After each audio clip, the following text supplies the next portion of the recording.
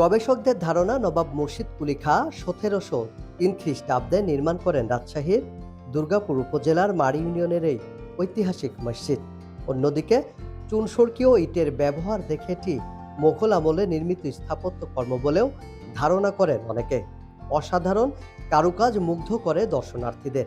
তবে দীর্ঘদিন ধরে সংস্কারের অভাবে সৌন্দর্য হারাচ্ছে ৩ গম্বুজ বিশিষ্ট মসজিদটি। সুন্দর ছিল আগে, সৌন্দর্য ছিল মসজিদটা, কিন্তু সংস্কারের অভাবে দিন দিন এর বিভিন্ন জায়গা নষ্ট হয়ে যাচ্ছে। আসলে নতুনভাবে সংস্কার করা দরকার, এই জন্য সরকারের কাছে আমাদের আবেদন।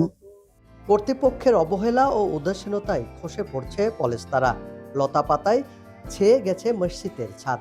সঠিক সময়ে সংস্কার করা হলে একদিকে যেমন দৃষ্টিনন্দন হবে মসজিদটি, অন্যদিকে পর্যটকদেরও কাছে টানবে বলে মনে করছেন স্থানীয় মুসল্লিরা। সংস্কার করে যাতে বেশি চমৎকার লাগে, ভালো লাগে, আর যে মানুষের দেখলে আসলে আগ্রহ হবি। সংস্কার করার জন্য সরকারের কাছে আবেদন চাই।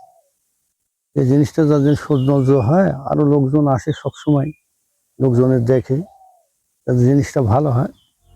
মসজিদটির সংস্কারে দ্রুত ব্যবস্থা নেওয়ার আশ্বাস সংশ্লিষ্ট কর্মকর্তার। কিসমত মারিয়া মসজিদ, এটা বর্তমানে আমাদের নজরেও আছে। এই অর্থ বছরে বাজেট বরাদ্দ কম থাকার কারণে আমরা এটা টাচ করতে পারিনি। নেক্সট অর্থ বছরে অবশ্যই এটাকে আমরা কাজ করব। দ্রুত সংস্কারের মাধ্যমে মসজিদটির হারানো ঐতিহ্য ফিরিয়ে আনতে কার্যকর পদক্ষেপ চান স্থানীয়রা। রায়হান ইসলাম, গ্রিন নিউজ, রাজশাহী।